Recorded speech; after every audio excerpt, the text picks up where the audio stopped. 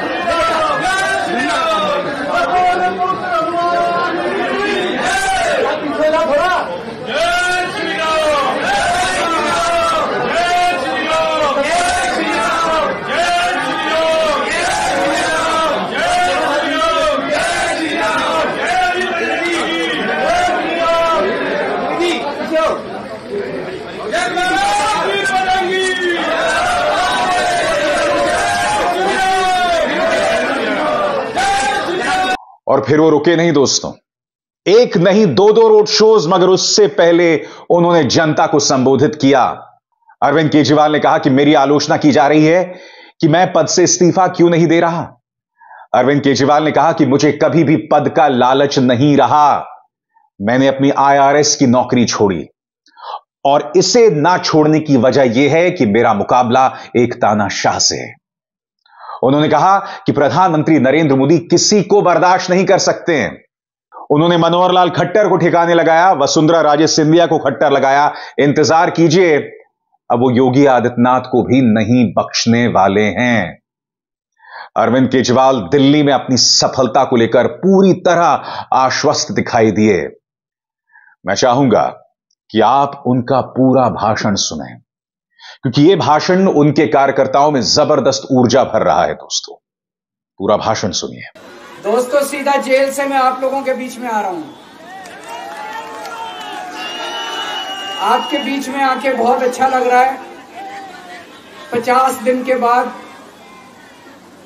अभी मैं, मेरी पत्नी भगवंत मान साहब, हम लोग कनॉट प्लेस में हनुमान मंदिर में गए थे, हनुमान जी का आशीर्वाद लिया, उनके दर्शन किए।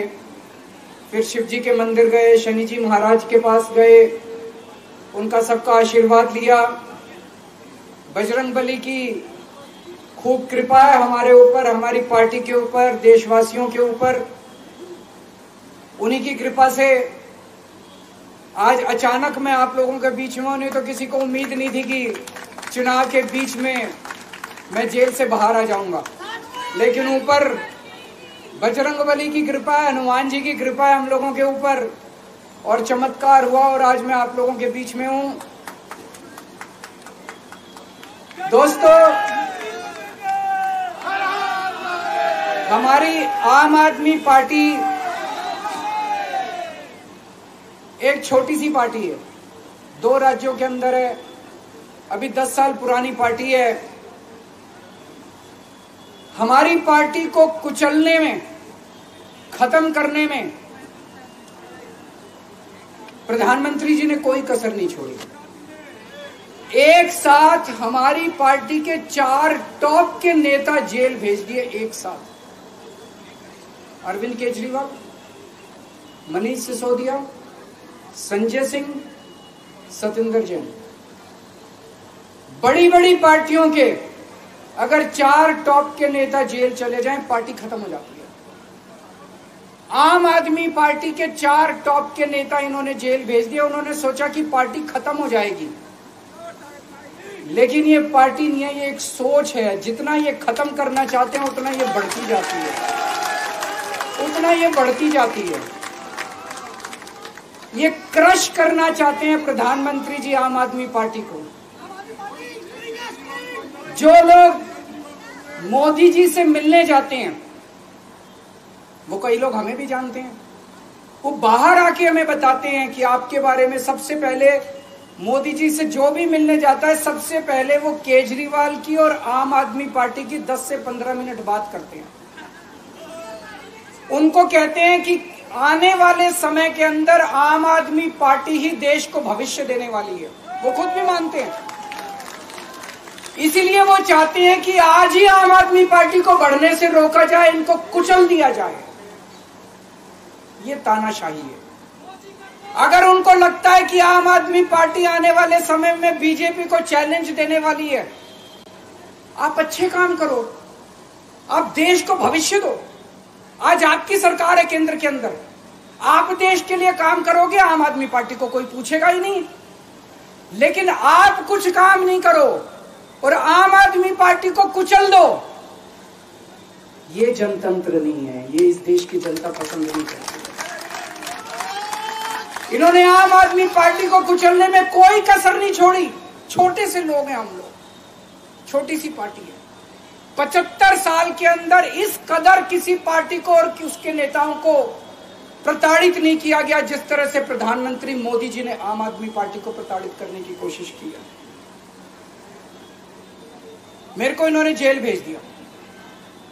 प्रधानमंत्री जी कह रहे हैं मैं भ्रष्टाचार से लड़ रहा हूं। देश के सबसे बड़े चोर, उचक्के और डकैतों को उन्होंने अपनी पार्टी में शामिल कर लिया। जिन लोगों को 10 दिन पहले मोदी जी कहते थे 70,000 करोड़ का इसने घोटाला कर दिया, थोड़े दिन के बाद उसी आदमी को अपनी पार्टी में शामिल करके किसी को डिप्टी सीएम बना देते हैं, किसी को मंत्री बना देते हैं और उनके सारे ईडी और सीबीआई के मामले खत्म कर देते हैं और कहते हैं मैं भ्रष्टाचार से लड़ रहा हूं। मैं मोदी जी को कहना चाहता हूं, भ्रष्टाचार से अगर लड़ाई लड़नी है तो केजरीवाल से सीखो। प्रधानमंत्री जी, भ्रष्टाचार के खिलाफ लड़ाई केजरीवाल ने लड़ी है। 2015 में जब दिल्ली में हमारी सरकार बनी थी, हमारे एक मंत्री का एक ऑडियो मेरे पास किसी ने व्हाट्सएप कर दिया। उस ऑडियो में मेरा मंत्री किसी दुकान वाले से 5 लाख रुपए मांग रहा था। किसी मीडिया वाले को नहीं पता था, विपक्ष को नहीं पता था। आप लोगों को याद होगा, मैंने अपने खुद मंत्री को सीबीआई के हवाले कर दिया, जेल भेज दिया था अपने मंत्री को। ये होती है भ्रष्टाचार के खिलाफ लड़ाई। पंजाब के अंदर मेरा एक मंत्री भ्रष्टाचार में मेरे को पता चला कि वो पैसे मांग रहा है। वहां पे मान साहब ने उसको, किसी को भी, विपक्ष को नहीं पता था, मीडिया को नहीं पता था, हमने अपने मंत्री को उठा के जेल में भेज दिया। तुम देश के सारे चोर उचक्के डकैतों को अपनी पार्टी में शामिल कर लो और केजरीवाल को जेल भेज दो और कहो मैं भ्रष्टाचार के खिलाफ लड़ रहा हूं। तो आप भ्रष्टाचार के खिलाफ नहीं लड़ रहे प्रधानमंत्री जी। आप देशवासियों को बेवकूफ मत समझो। देश बच्चे बच्चे की जुबान के ऊपर हो रहा है कि सारे चोर चक्कों को अपनी पार्टी में शामिल करके और ईडी और सीबीआई के सारे केस उनके रफा दफा कर दे। केजरीवाल को क्यों गिरफ्तार किया? केजरीवाल को गिरफ्तार करके उन्होंने एक मैसेज दिया है सारे देश को कि अगर मैं केजरीवाल को गिरफ्तार कर सकता हूं तो किसी को भी गिरफ्तार कर सकता हूं। कोई केस नहीं होगा, कोई मामला नहीं होगा, तब भी मैं तुमको गिरफ्तार कर सकता हूं। एक बेहद खतरनाक मिशन चालू किया हुआ है प्रधानमंत्री जी ने, बहुत ही खतरनाक। देशवासियों को यह समझने की, अब जब मैं बोलने जा रहा हूं, समझने की जरूरत है। उस मिशन का नाम है वन नेशन वन लीडर। देश के सारे नेताओं को खत्म करना चाहते हैं मोदी जी, और इसको 2 स्तर के ऊपर इस मिशन को चला रहे हैं। जितने विपक्ष के नेता हैं उनको जेल भेजेंगे और जितने बीजेपी के नेता हैं उनको सबको निपटा देंगे, उनकी राजनीति खत्म करते जाएंगे, उनको सबको निपटाते जाएंगे। विपक्ष के अंदर आज इन्होंने मनीष सिसोदिया को जेल भेज दिया, संजय सिंह को जेल भेज दिया, सत्येंद्र जैन को जेल भेज दिया, केजरीवाल को जेल भेज दिया, हेमंत सोरेन को जेल भेज दिया, ममता दीदी के कई मंत्रियों को जेल भेज दिया, स्टैलिन के कई मंत्रियों को जेल भेज दिया, केरला के सीएम के पीछे पड़े हैं। अगर ये चुनाव जीत गए, मेरे से लिखवा लो एफिडेविट के ऊपर, थोड़े दिन के बाद ममता दीदी जेल में होंगी, तेजस्वी यादव जेल में होगा, स्टैलिन साहब जेल के अंदर होंगे, पिनरई विजयन जेल के अंदर होंगे, उद्धव ठाकरे जेल के अंदर होंगे, जितने विपक्ष के नेता ये सारे जेल के अंदर होंगे। अगर ये चुनाव जीत गए, इन्होंने बीजेपी का एक नेता नहीं छोड़ा। आडवाणी जी की राजनीति खत्म कर दी इन्होंने, मुरली मनोहर जोशी की राजनीति खत्म कर दी, सुमित्रा महाजन की, शिवराज सिंह चौहान जिसने मध्य प्रदेश का चुनाव जीत के दिया इन लोगों ने, शिवराज सिंह चौहान ने उसको मुख्यमंत्री नहीं बनाया, उसकी राजनीति खत्म कर दी। वसुंधरा राजे की राजनीति खत्म कर दी इन्होंने, खट्टर साहब की राजनीति खत्म कर दी, डॉक्टर रमन सिंह की राजनीति खत्म कर दी। अब अगला किसका नंबर है? योगी आदित्यनाथ। अगर ये चुनाव जीत गए, मेरे से लिखवा लो, 2 महीने के अंदर उत्तर प्रदेश का मुख्यमंत्री बदल देंगे। योगी आदित्यनाथ की राजनीति खत्म करेंगे, उनको भी निपटा देंगे। यही तानाशाही है दोस्तों। वन नेशन वन लीडर ये चाहते हैं, एक ही तानाशाह इस देश के अंदर बचेगा, एक ही तानाशाह इस देश के अंदर बचेगा। हमारा देश बहुत महान है, 4000 5000 साल पुराना हमारा देश है। इसके पहले पिछले 4000 साल में कई मौके आए जब इस देश के ऊपर तानाशाहों ने कब्जा करने की कोशिश की, लेकिन हमारे देश के लोगों ने उन तानाशाहों का तख्ता उखाड़ के फेंक दिया। जब जब हमारे देश में ऐसा मौका आया कि तानाशाह ने हमारे देश के ऊपर कब्जा करने की कोशिश की, इस देश की जनता ने उसका तख्ता उखाड़ के फेंक दिया। आज एक तानाशाह इस देश से जनतंत्र खत्म करना चाहता है, आज एक तानाशाह इस देश से लोकशाही खत्म करना चाहता है। मैं पूरे तन मन धन से लड़ रहा हूं, संघर्ष कर रहा हूं उस तानाशाह के खिलाफ। 140 करोड़ लोगों का साथ चाहता हूं मैं। मेरे अकेले के करने से नहीं होगा। 140 आज मैं आप लोगों से भीख मांगने के लिए आया हूं, 140 करोड़ लोगों से, 140 करोड़ लोगों से भीख मांगने के लिए आया हूं। मेरे देश को बचा लो, मेरे भारतवर्ष को बचा लो, मेरा भारत बहुत महान है। इस तानाशाही से बचा लो मेरे दोस्त, मेरे देश को।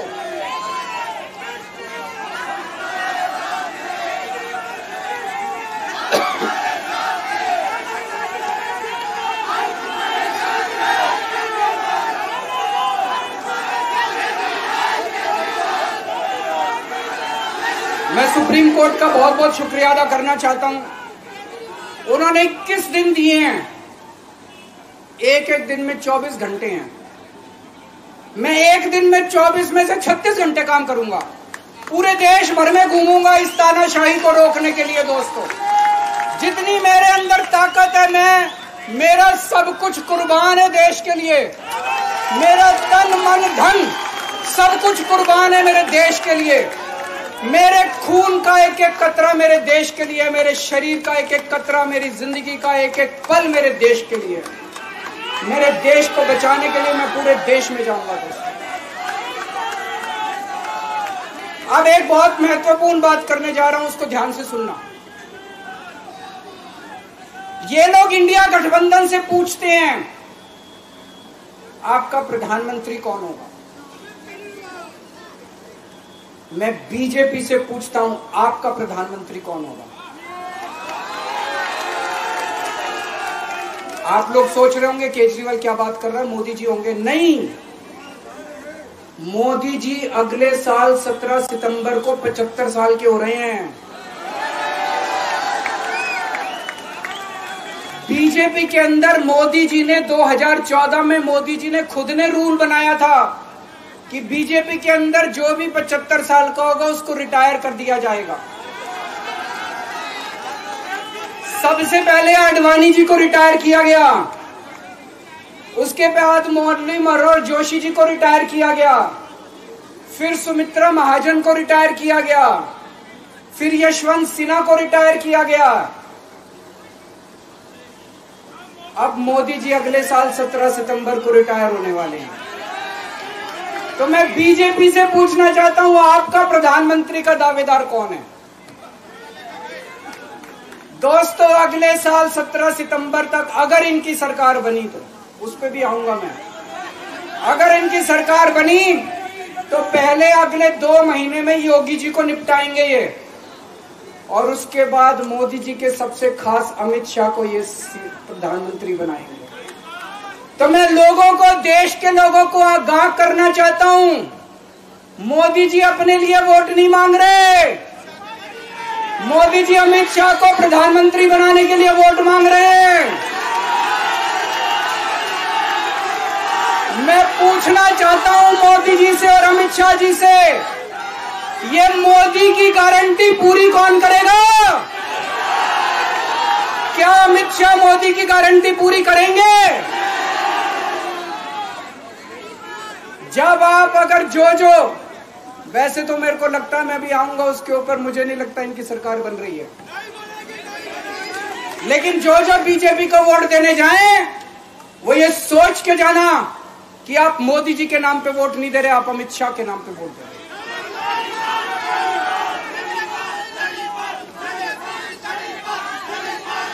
अब एक खुशखबरी है आप लोगों के लिए, अब एक खुशखबरी है। सबको बता देना जो मैंने बातें कही है, बड़ी सोच समझ के कही है। वहां बैठ के यही सोच रहा था 50 दिन से।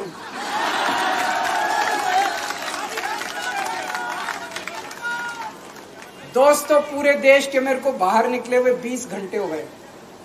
इन 20 घंटों के अंदर भी मैंने रात भर में जनता से बात कर रहा था, लोगों से फोन कर रहा था।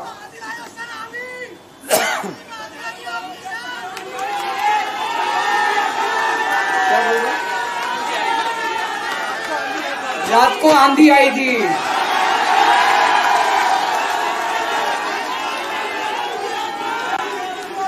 पिछले 20 घंटे में मैंने जो बातचीत करी है, कई बड़े बड़े एक्सपर्ट से बात की, चुनाव विश्लेषकों से बात की, सेफोलॉजिस्ट से बात की, जनता से बात की, फोन पे लोगों से।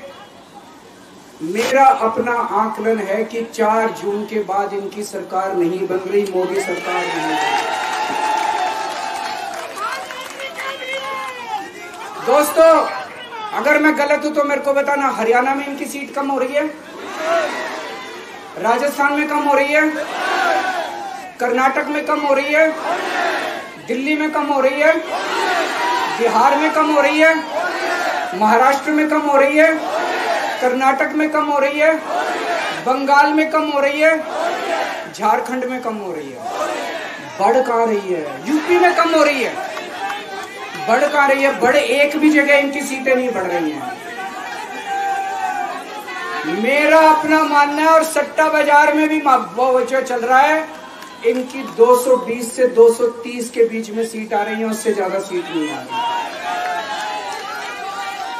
मोदी सरकार नहीं बन रही है, केंद्र में इंडिया गठबंधन की सरकार बन रही है।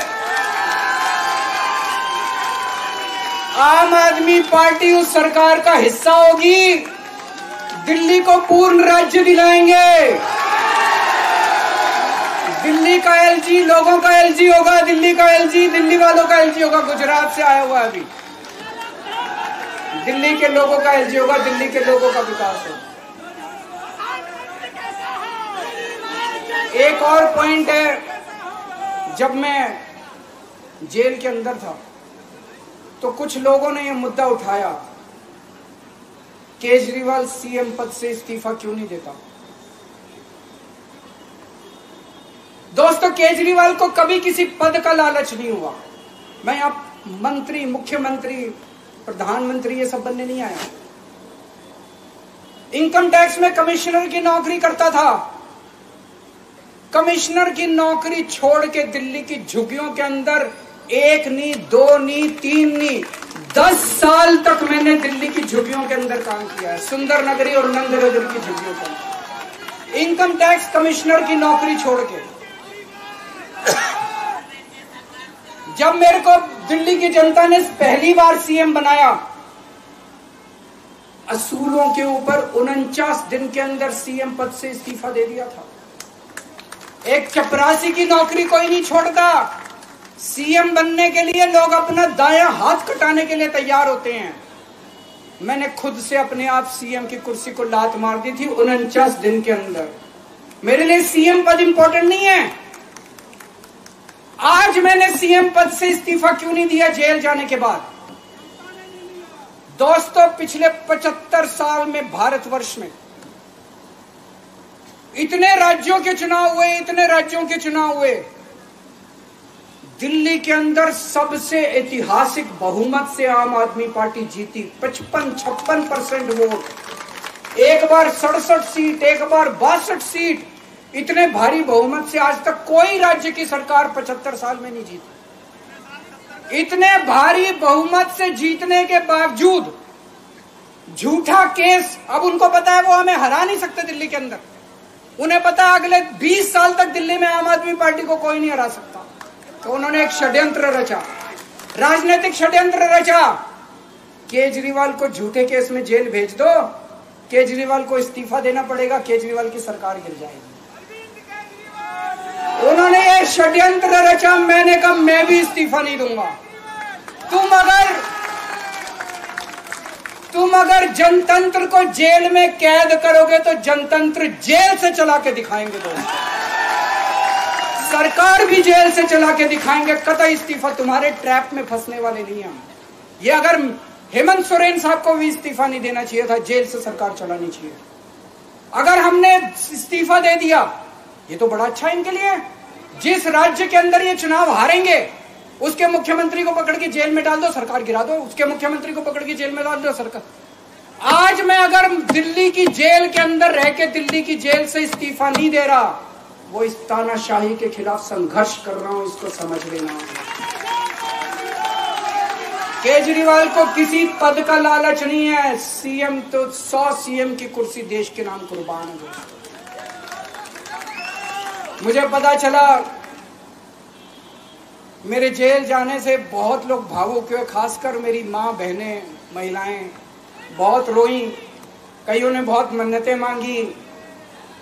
मैं सबका बहुत बहुत शुक्रिया अदा करना चाहता हूं, जिन लोगों ने अपनी दुआएं, करोड़ों लोगों ने अपनी दुआएं भेजी हैं। पूरी दुनिया भर से करोड़ों लोगों ने दुआएं भेजी। उन्हीं के आशीर्वाद का कमाल है कि आज मैं आप लोगों के बीच में हूं। आप लोग सब लोग सुखी रहें, देश खूब तरक्की करे, फले फूले, आप सब लोग खूब खुश रहें, ऐसी मेरी प्रभु से इच्छा है।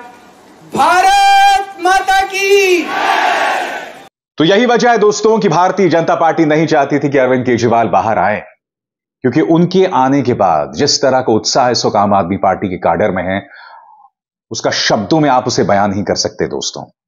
और अब कुछ दिनों बाद जैसे जैसे 25 मई करीब आएगा, 25 मई जब दिल्ली में वोट डाले जाने वाले हैं, जैसे जैसे वो तारीख करीब आएगी दोस्तों, आप देखिएगा दिल्ली की सड़कों पर जब आम आदमी पार्टी और कांग्रेस की ताकत एक साथ होगी, मुझे इंतजार होगा जब राहुल गांधी और अरविंद केजरीवाल एक साथ रोड शो करें।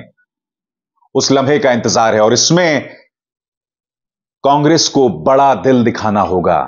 कांग्रेस को यह जानना पड़ेगा कि दिल्ली के अंदर उनका आंकड़ा शून्य है।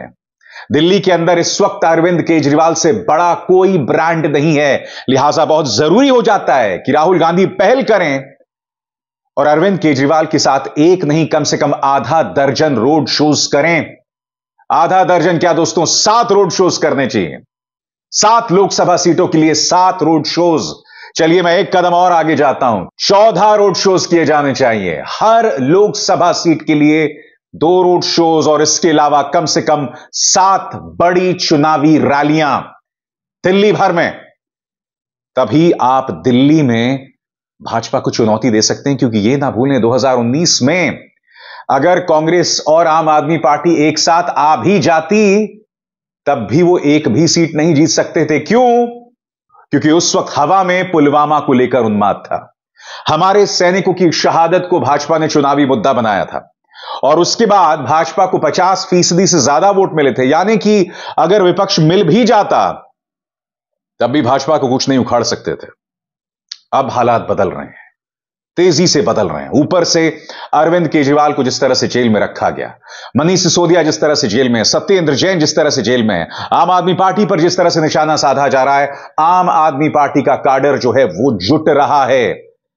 अब यह देखना है कि कांग्रेस का जो वोटर है और आम आदमी पार्टी का वोटर, उसके साथ आने से क्या भाजपा की नींव हिल सकती है?